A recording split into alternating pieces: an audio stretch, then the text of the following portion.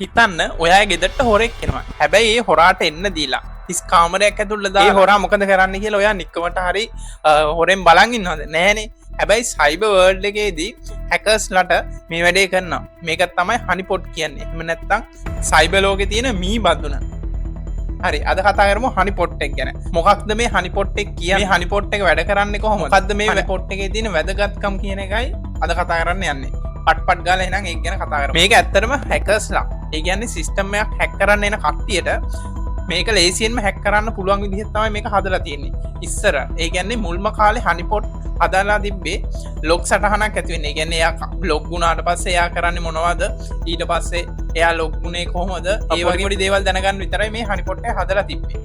හැබැයි දැන් AI තාක්ෂණය ඒ වගේම මැෂින් ලර්නින් තාක්ෂණයත් එක්ක හරිම ඇඩ්වාන්ස් විදිහට ඇඩැප්ටිව් විදිහට ඒ කියන්නේ හැකර් එන්නේ කොහොමද? හැකර් මොන වගේ සිස්ටම් වලින්ද හැක් කරන්න ඕනේ? හැකර් මොන වගේ සිස්ටම් වලින්ද සිස්ටම් එක හැක් කරන්න හදන්නේ කියන ඒ වගේ දේවල් වලින් වෙලේ ඔටෝමැටිකලි එයා ඇඩැප්ට් වෙනවා ඒ සිස්ටම් එක. දැන් බලමු ෆයර්වෝල් එකක්. එහෙම නැත්නම් ගෙදරට එන ගේට්ටුවක් වගේ දෙයක් දාන්නේ නැතුව මේ හනිපොට් එකක් දාලා මොකද්ද මේ හැකර්ස්ලා ඇතුළට අරගෙන කරන්නේ? ඇත්තටම හැකර් කෙනෙක්ට හනිපොට් එකක් දාන්නේ ඒ හැකර් මොකද කරන්නේ? එයාගේ බිහේවියර් එක බලන්න. හැබැයි මේක ෆයර්වෝල් එකක් දැම්මොත් කරන්න බෑ. මොකද ෆයර්වෝල් එකෙන් කරන්නේ එයාට එන්න දෙන එක නවත්තන එක විතරයි.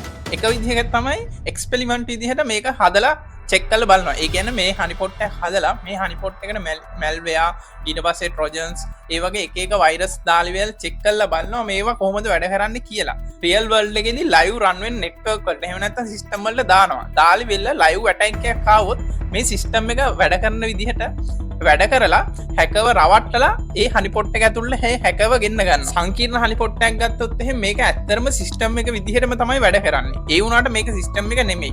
ගොඩාක් ෆීචර්ස් මේ සිස්ටම් එකේ තියෙන ෆීචර්ස් සෙට් කරලා තියෙන්නේ. ඒ වගේම මේ සිස්ටම් එක එහෙම නැත්නම් මේ හනිපොට් එක හදන්න අමාරුයි වගේම තමයි මේ හනිපොට් එක හදන්න ගොඩාක් වියදම. ඒ කියන්නේ ඇත්තටම සිස්ටම් එක හදන්න වගේම හරිම අමාරුවෙන් මේන්ටේන් කරන්නත් ඕනේ. ඒ කියන්නේ සාමාන්‍යයෙන් මේ වගේ සිස්ටම් ගොඩාක්ම පොඩි කම්පැනිස් වල යූස් කරනවා. ඒ වගේම තමයි හරියට මේන්ටේන් කළේ නැත්නම් මේ හනිපොට් එකට ඇටැක් එක දීලා ඊට පස්සේ මේ හනිපොට් එක හරහා අනිත් සිස්ටම් එක ඇතුළට යන්නත් මේ හැකර්ස්ලට හැකියාවක් තියෙන්න පුළුවන් සමහර වෙලාවට.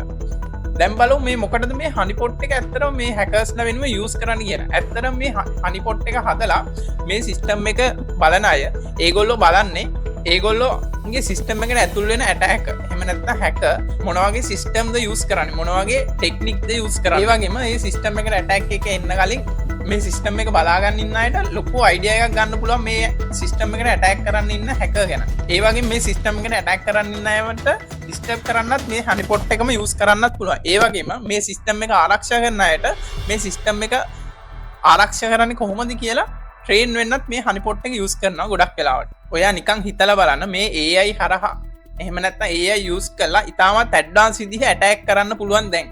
ඒ වගේම තමයි මේ හනිපොට්. එහෙම නැත්නම් සිස්ටම් එක සිකියුර් කරන්න ඉන්න අය ගොඩාක්ම ඇඩ්වාන්ස් විදිහට ටෙක්නොලොජි එක යූස් කරලා AI තාක්ෂණය, මැෂින් ලර්නින් තාක්ෂණය යූස් කරලා මේ සිස්ටම් ආරක්ෂා කරනවා. මේක මොන වගේ යුද්ධයක් කියලාද ඔයා හිතන්නේ? මේ හැකර්ස්ලා එහෙම නැත්නම් මේ සිස්ටම් එකට ඇටැක් කරන්න ඉන්න අය. ඒ වගේම මේ සිස්ටම් එක ආරක්ෂා කරන්න ඉන්න අය. මේ AI තාක්ෂණය ඒ වගේම එක අලුත් ටෙක්නොලොජිත් එක්ක මොන වගේද ඉස්සරහට යන්නේ කියන එක බලන් ඉන්න එක හරිම ඉන්ට්‍රස්ට්.